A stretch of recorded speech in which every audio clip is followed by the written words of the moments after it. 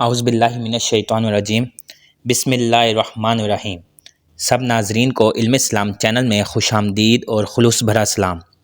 میرے پیارے عزیز دوستو، ان ویڈیوز کی تیاری اور ایڈیٹنگ میں انتہائی احتیاط کی جاتی ہے، پھر بھی انسان ہونے کے ناطے کسی آیت کا ترجمہ یا کسی حدیث کا ترجمہ غلط ہو جائے تو میں اللہ تعالیٰ سے معافی کا طلبگار ہوں۔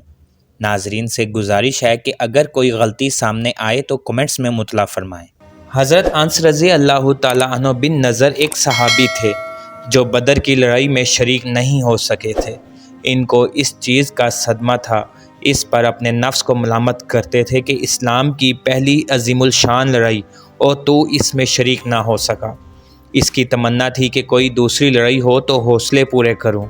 اتفاق سے احد کی لڑائی پیش آ گئی جس میں یہ بڑی بہادری اور دلیری سے شریک ہوئے۔ احد کی لڑائی میں اول تو مسلمانوں کو فتح ہوئی، مگر آخر میں ایک غلطی کی وجہ سے مسلمانوں کو شکست ہوئی۔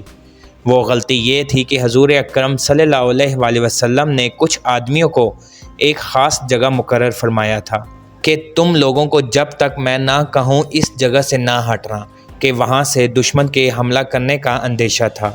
جب مسلمانوں کو شروع میں فتح ہوئی تو کافروں کو بھاگتا ہوا دیکھ کر یہ لوگ بھی اپنی جگہ سے یہ سمجھ کر ہٹ گئے کہ اب جنگ ختم ہو چکی، اس لیے بھاگتے ہوئے کافروں کا پیچھا کیا جائے اور غنیمت کا مال حاصل کیا جائے۔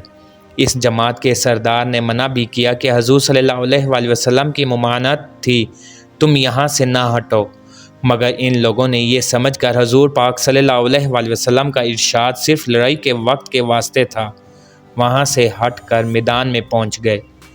بھاگتے ہوئے کافروں نے اس جگہ کو خالی دیکھ کر اس طرف سے آ کر حملہ کر دیا۔ مسلمان بے فکر تھے، اس اچانک بے خبری کے حملے سے مغلوب ہو گئے اور دونوں طرف سے کافروں کے بیچ میں آ گئے، جس کی وجہ سے ادھر ادھر پریشان بھاگ رہے تھے۔ حضرت انس رضی اللہ تعالیٰ عنہ نے دیکھا کہ سامنے سے ایک دوسرے صحابی حضرت سعد بن معاذ آ رہے ہیں۔ ان سے کہا کہ اے سعد، کہاں جا رہے ہو؟ خدا کی قسم، جنت کی خوشبو احد کے پہاڑ سے آ رہی ہے۔ یہ کہہ کر تلوار تو ہاتھ میں تھی ہی کافروں کے ہجوم میں گھس گئے۔ اس وقت تک شہید نہیں ہو گئے، واپس نہیں ہوئے۔ شہادت کے بعد ان کے بدن کو دیکھا گیا تو چھلنی ہو گیا تھا۔ 80 سے زیادہ زخم تیر اور تلوار کے بدن پر تھے۔ ان کی بہن نے انگلیوں کے پوروں سے ان کو پہچانا۔ جو لوگ اخلاص اور سچی طلب کے ساتھ اللہ کے کام میں لگ جاتے ہیں، ان کو دنیا ہی میں جنت کا مزہ آنے لگتا ہے۔ یہ حضرت انس رضی اللہ تعالیٰ عنہ زندگی ہی میں جنت کی خوشبو سونگھ رہے تھے۔ اگر اخلاص آدمی میں ہو جاوے تو دنیا میں بھی جنت کا مزہ آنے لگتا ہے۔